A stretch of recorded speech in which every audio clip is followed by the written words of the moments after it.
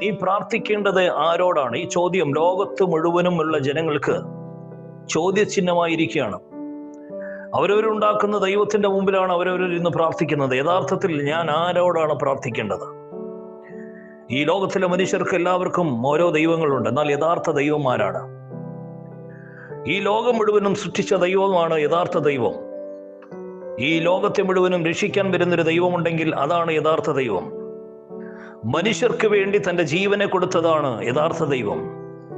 അങ്ങനെ ഒരു ദൈവത്തെ കണ്ടുപിടിക്കുമ്പോൾ വ്യക്തമാകുന്നു യേശുക്രിസ്തു എന്ന ദൈവത്തെയാണ് നമുക്ക് മനസ്സിലാക്കാൻ സാധിക്കുന്നത്.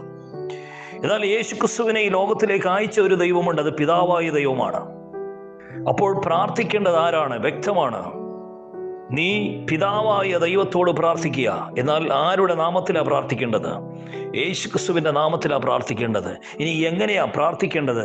നീ പരിശുദ്ധാത്മാവിനാൽ പ്രാർത്ഥിക്കണം. ഈ 3 ഘടകത്തോടുകൂടി ഒരു മനുഷ്യൻ പ്രാർത്ഥിക്കുമ്പോഴാണ് യഥാർത്ഥത്തിൽ പ്രാർത്ഥന ദൈവം കേൾക്കുന്നത്. പലരും പ്രാർത്ഥിക്കുന്ന രീതി വേറെയാണ്.